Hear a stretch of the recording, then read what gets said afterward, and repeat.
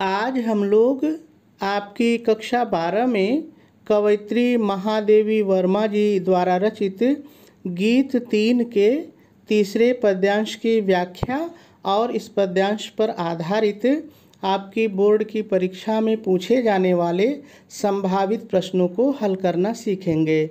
सबसे पहले हम लोग हमेशा की तरह इस पद्यांश में जितने भी शब्द आए हैं पहले इन सभी शब्दों पर एक नज़र डालेंगे और यदि इनमें से किसी का अर्थ कठिन है तो पहले उसका सरल अर्थ देखेंगे, उसके बाद हम लोग इसकी व्याख्या करेंगे।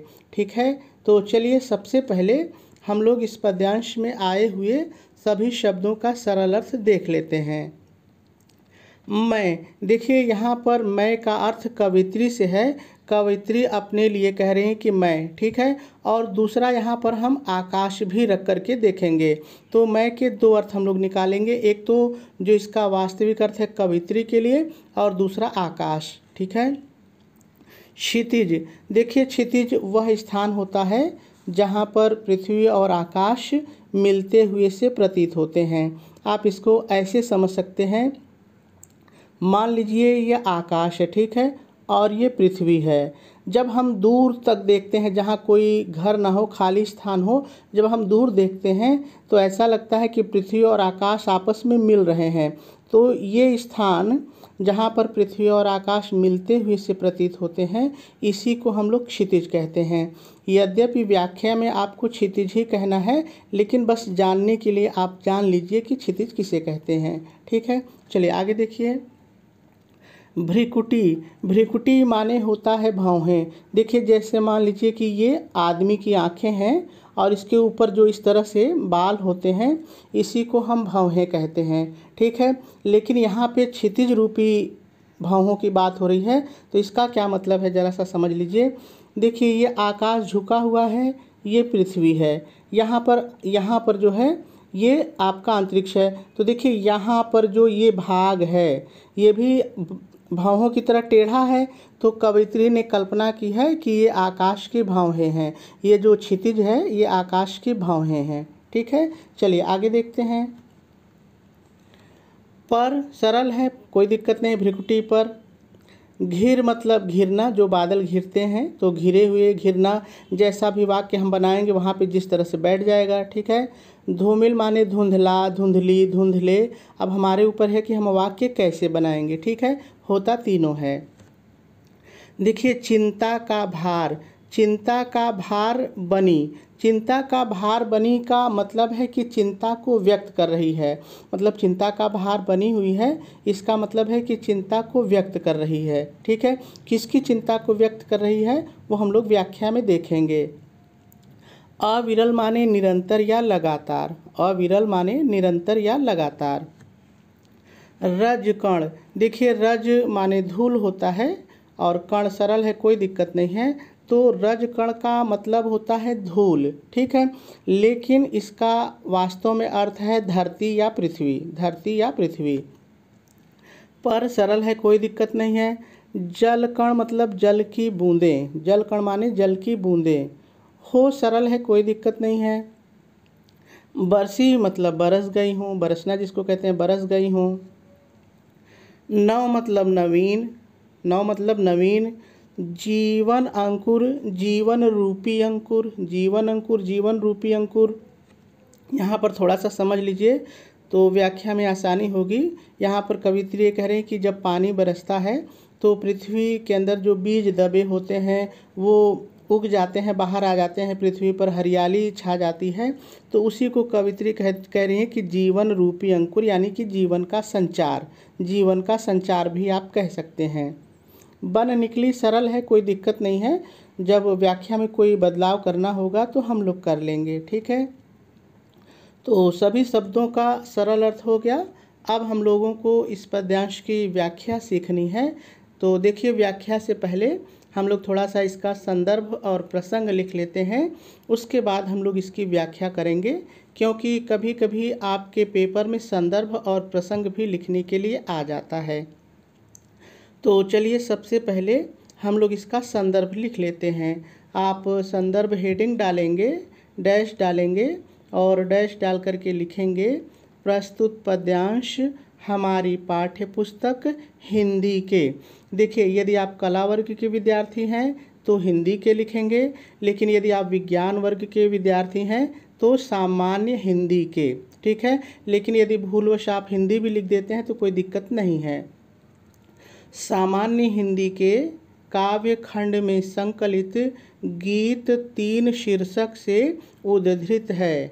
पूर्ण विराम लगाएंगे और आगे लिखेंगे इसकी रचना आधुनिक युग की मीरा के नाम से प्रसिद्ध कवयित्री श्रीमती महादेवी वर्मा जी ने की है।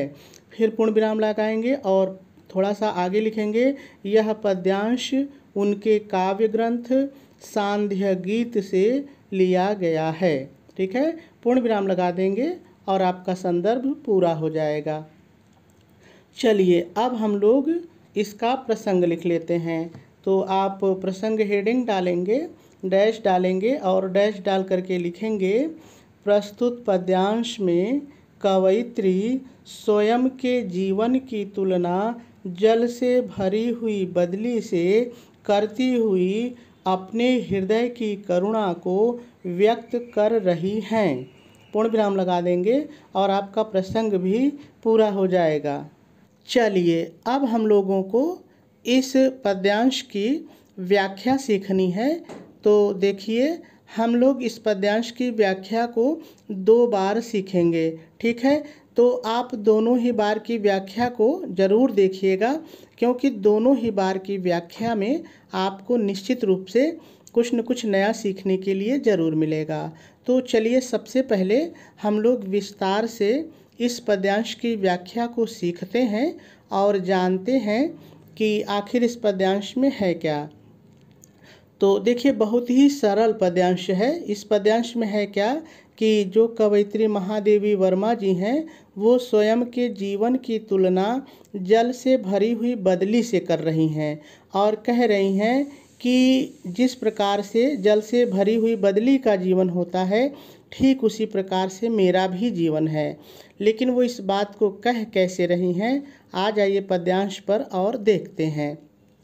ठीक है, ध्यान आपको ये देना है कि 2-2 लाइन को हम लोग एक साथ लेंगे। ठीक है, तो हमारी व्याख्या आसान हो जाएगी। तो कवयित्री महादेवी वर्मा जी स्वयं के जीवन की तुलना जल से भरी हुई बदली से करती हुई कहती हैं कि जिस प्रकार से, अब आ जाइए लाइन पर, जिस प्रकार से आकाश की क्षितिज रूपी भौहों पर जल के भार से झुककर, ये वाक्य याद रखिएगा, जल के भार से झुककर घिरी हुई धूमिल बदली निरंतर उसकी चिंता को अभिव्यक्त कर रही हैं, उसी प्रकार से मेरी भौहें भी निरंतर मेरे प्रिय के मिलन और उनके विरह की, इसको भी याद रखिएगा, मेरे प्रिय के मिलन और उनके विरह की चिंता को अभिव्यक्त कर रही हैं। ठीक है, और पूर्ण विराम लगा देंगे। फिर थोड़ा सा पहले आपको अपनी तरफ से जोड़ के लिखना है। ध्यान से सुनिए क्या लिखना है, इसको भी याद रखिएगा। जल के अत्यधिक भार को सहन न कर पाने के कारण जब बदली, ठीक है, फिर से एक बार सुनिए, जल के अत्यधिक भार को सहन न कर पाने के कारण जब बदली धूल के कणों पर अर्थात धरती पर जल की बूंदों के रूप में बरस जाती है, तो धरती पर नवीन जीवन के अंकुर बन निकलते हैं, अर्थात धरती पर नवीन जीवन का संचार होता है। उसी प्रकार से, अब कवित्री के लिए बोलना है, उसी प्रकार से जब मेरी आँखों से आंसुओं की वर्षा हो जाती है, अर्थात जब मेरी आँखों से आंसू बह निकलते हैं, तो मैं भी चिंता मुक्त हो जाती हूँ और मेरे जीवन में भी नई आशा का संचार हो जाता है। पूर्ण विराम लगा देंगे और यही इसकी व्याख्या है। चलिए अब हम लोग दोबारा फिर से इसकी व्याख्या को सीखते हैं। सबसे पहले आप व्याख्या हेडिंग डालेंगे, डैश डालेंगे और डैश डाल करके पहले थोड़ा सा आपको अपनी तरफ से जोड़ करके लिखना पड़ेगा। आपको अपनी तरफ से क्या जोड़ करके लिखना पड़ेगा, ध्यान से सुनिए। प्रस्तुत पद्यांश में कवयित्री महादेवी वर्मा जी स्वयं के जीवन की तुलना जल से भरी हुई बदली से करती हुई कहती है कि जिस प्रकार से, अब आ जाइए लाइन पर, जिस प्रकार से आकाश की क्षितिज रूपी भावों पर जल के भार से झुककर घिरे हुए धूमिल बादल निरंतर उसकी चिंता को अभिव्यक्त कर रहे हैं, उसी प्रकार से मेरी भावें भी निरंतर मेरे प्रिय के मिलन और उनके विरह की चिंता को अभिव्यक्त कर रहे हैं। ठीक है, और पूर्ण विराम लगा देंगे। ठीक है, फिर पहले थोड़ा सा आपको अपनी तरफ से जोड़ के लिखना पड़ेगा। क्या लिखना पड़ेगा, ध्यान से सुनिए। जल के अत्यधिक भार को सहन न कर पाने के कारण जब बदली, आ जाइए लाइन पर, जब बदली धूल के कणों पर अर्थात धरती पर जल की बूंदों के रूप में बरस जाती है, तो धरती पर नवीन जीवन के अंकुर बन निकलते हैं, अर्थात धरती पर नवीन जीवन का संचार हो जाता है। उसी प्रकार से, अब कवित्री के बारे में बोलना है, उसी प्रकार से जब मेरी आँखों से आंसुओं की वर्षा हो जाती है, अर्थात जब मेरे आंसू बह निकलते हैं, तो मैं भी चिंता से मुक्त हो जाती हूँ और मेरे जीवन में भी नवीन आशा का संचार हो जाता है। ठीक है, पूर्ण विराम लगा देंगे और आपकी व्याख्या पूरी हो जाएगी। अब हम लोगों को इस पद्यांश का काव्य सौंदर्य और इस पद्यांश पर आधारित आपकी बोर्ड की परीक्षा में पूछे जाने वाले संभावित प्रश्नों को हल करना सीखना है। तो चलिए सबसे पहले हम लोग इसका काव्य सौंदर्य देख लेते हैं। यदि इस पद्यांश में रस की बात की जाए तो इसमें वियोग श्रृंगार रस है। ठीक है, यदि छंद की बात की जाए तो यह मुक्तक छंद है। यदि अलंकार देखा जाए तो इस पद्यांश में मुख्य रूप से मानवीकरण और रूपक अलंकार हैं। ये अलंकार कहाँ पर हैं, चलिए हम लोग पद्यांश पर चलते हैं और देखते हैं। देखिए यहाँ पर जो क्षितिज भ्रिकुटी है, मैंने यहाँ पर बताया था कि क्षितिज रूपी भौहें, क्षितिज रूपी भौहें, तो यहाँ पे रूपक अलंकार है। देखिए यहाँ पर जीवन अंकुर, जीवन रूपी अंकुर, आप व्याख्या करने के लिए चाहे जैसे वाक्य बना लीजिए, वो अलग बात है, लेकिन जीवन रूपी अंकुर, तो यहाँ पर भी रूपक अलंकार हमको मिल जाता है। ठीक है, और उसके बाद पूरी ही पंक्तियों में मानवीकरण अलंकार है, क्योंकि देखिए जब हम कोई चीज़ मनुष्य ना हो और उसको मनुष्य के रूप में व्यक्त करते हैं तो वहाँ पर मानवीकरण अलंकार होता है। अब क्षितिज की भ्रिकुटी है तो भ्रिकुटी तो आदमी की होती है, क्षितिज यानी कि आकाश चिंतित है तो चिंता तो आदमी को होती है, तो पूरे अलंकार, पूरे पद्यांश में हमको मानवीकरण अलंकार मिल जाता है। तो ये दो मुख्य अलंकार हैं। ठीक है, चलिए आगे देखते हैं। यदि भाषा की बात करें तो इस पद्यांश की जो भाषा है वो शुद्ध परिष्कृत खड़ी बोली है। ठीक है, शैली इस पद्यांश की गीतात्मक और प्रतीकात्मक है। गुण इस पद्यांश में माधुर्य है। और यदि शब्द शक्ति की बात की जाए तो शब्द शक्ति इसमें लक्षणा है। ठीक है, चलिए अब हम लोग इस पद्यांश पर आधारित पूछे जाने वाले प्रश्नों को हल करना सीखते हैं। सबसे पहले हम लोग प्रश्न की सूचना को पढ़ लेते हैं कि प्रश्न आखिर पूछता कैसे है। तो देखिए प्रश्न इसी तरह से पूछता है, आप भी मेरे साथ पढ़ लीजिए। उपर्युक्त पद्यांश को पढ़कर निम्नलिखित प्रश्नों के उत्तर दीजिए। और आपके बोर्ड के पेपर में इसी तरह से 5 प्रश्न रहेंगे। वो 5 प्रश्न इसमें से भी हो सकते हैं जो मैंने लिए हैं, इसके बाहर से भी हो सकते हैं, क्योंकि एक पद्यांश पर बहुत सारे प्रश्न बन सकते हैं। ठीक है, लेकिन इतना ज़रूर है कि यदि आपने संदर्भ, प्रसंग, व्याख्या, काव्य सौंदर्य अच्छे से समझ लिया है तो कोई भी प्रश्न पूछे इस पद्यांश पर आप हल कर लेंगे, कहीं कोई दिक्कत नहीं होगी। तो चलिए यहाँ पर मैंने जो 5 प्रश्न लिए हैं उनको हल करना सीखते हैं। तो पहला प्रश्न है, प्रस्तुत पद्यांश के शीर्षक एवं कवि का नाम लिखिए। तो देखिए इसका उत्तर आपको संदर्भ से मिल जाता है। तो आप उत्तर डालेंगे और डैश डाल करके लिखेंगे, प्रस्तुत पद्यांश के शीर्षक का नाम गीत 3 और कवयित्री का नाम श्रीमती महादेवी वर्मा है।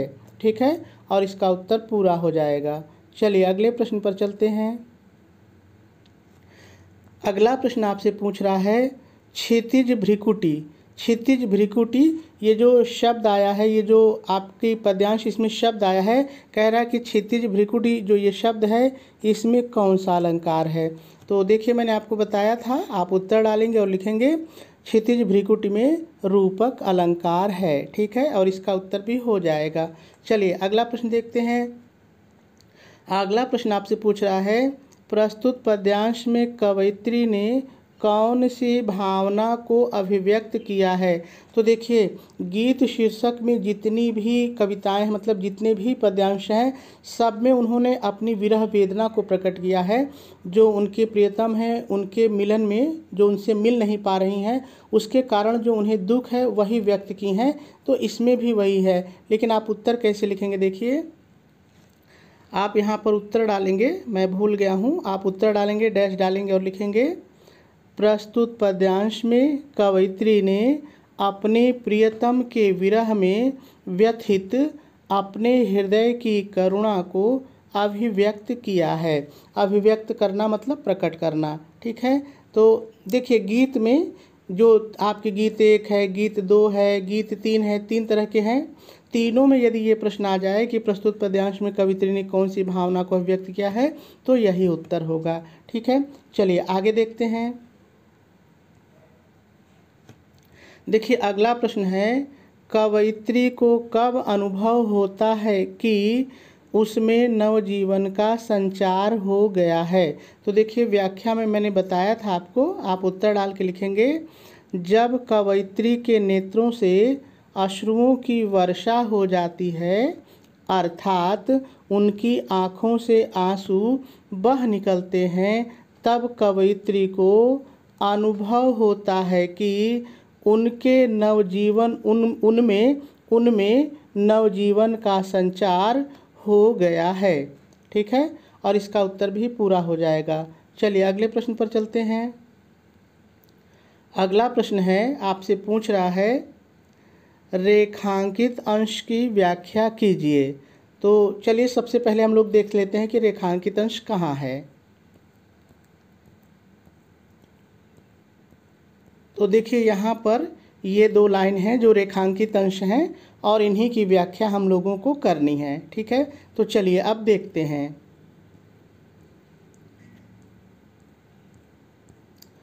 सबसे पहले आप उत्तर डालेंगे, डैश डालेंगे और डैश डाल करके लिखेंगे रेखांकित अंश की व्याख्या। हेडिंग डालेंगे रेखांकित अंश की व्याख्या। ठीक है, और डैश डाल करके लिखेंगे प्रस्तुत रेखांकित अंश में। देखिए आपको पद्यांश नहीं लिखना है, क्योंकि अब आप कुछ लाइन की व्याख्या कर रहे हैं, पंक्तियों की व्याख्या कर रहे हैं।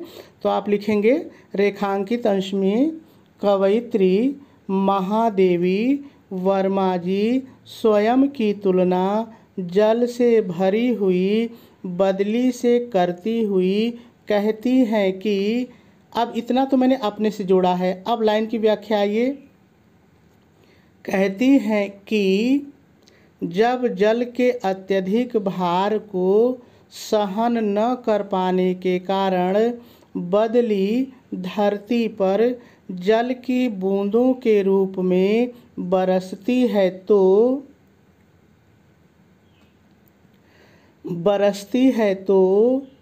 धरती पर नवीन जीवन के अंकुर फूट पड़ते हैं, अर्थात धरती पर नवीन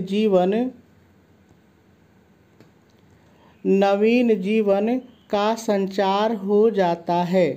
उसी प्रकार से मेरी चिंतित आँखों से भी जब अश्रुओं की वर्षा होती है तो मैं भी चिंता मुक्त हो जाती हूँ और ऐसा प्रतीत होता है कि जैसे मेरे जीवन में भी नवीन जीवन का संचार हो गया हो। ठीक है, पूर्ण विराम लगा देंगे और इसका उत्तर भी हो जाएगा। तो मेरे ख्याल से आपको बात समझ में ज़रूर आई होगी।